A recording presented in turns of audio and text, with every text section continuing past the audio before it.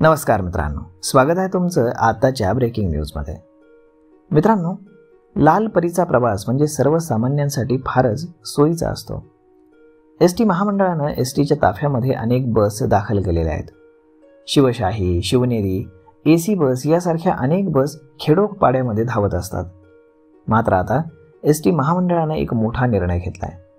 राज्य परिवहन महामंडळाच्या ताफ्यातून शिवशाहीचा प्रवास आता संपणार असल्याची शक्यता आहे। वाढत्या अपघातांच्या पार्श्वभूमीवरती एसटी प्रशासनानं शिवशाही बसची सेवा थांबवण्याचा निर्णय घेतलेला आहे। शिवशाही बस गाड्यांमध्ये तांत्रिक दोष असल्याचं निष्पन्न झाल्यावरती प्रशासनानं हा मोठा निर्णय घेतलेला आहे।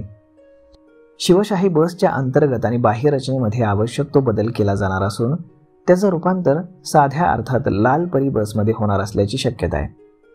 अलीकडेच गोंदिया येथे शिवशाही बसच्या अपघातामध्ये 11 प्रवाशांचा मृत्यू झाला होता। यापूर्वी देखील शिवशाही बसचे बरेच अपघात झालेले आहेत। शिवशाही बसचे होणारे अपघात पाहता आता त्यामध्ये तांत्रिक दोष असल्याचं समोर आलेलं आहे।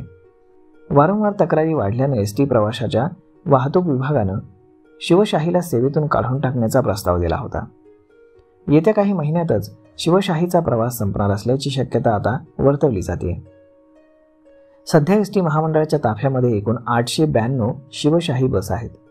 त्यापैकी 500 बस धावत असून उर्वरित 392 बस कार्यशाळेमध्ये विविध कारणांसाठी दाखल झालेल्या आहेत।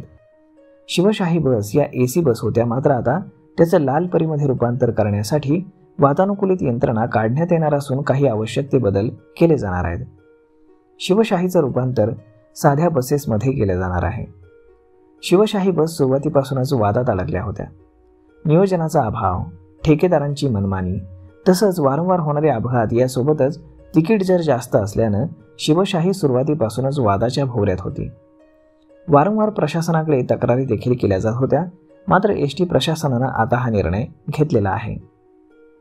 दरम्यान पहिल्यांदा शिवशाही बस ही 10 जून 2017 रोजी मुंबई राजगिरी मार्गावरती धावली होती।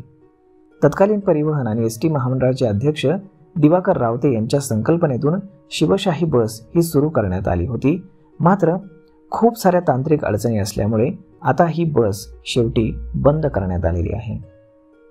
तर मग मित्रांनो, हा व्हिडिओ ही माहिती तुम्हाला कशी वाटली हे तुम्ही आम्हाला कमेंट करून नक्कीच सांगा। आणि जर आवडली असेल तर आपल्या जवळच्या मित्रमंडळींसोबत देखील हा व्हिडिओ तुम्ही शेअर करायला विसरू नका। धन्यवाद।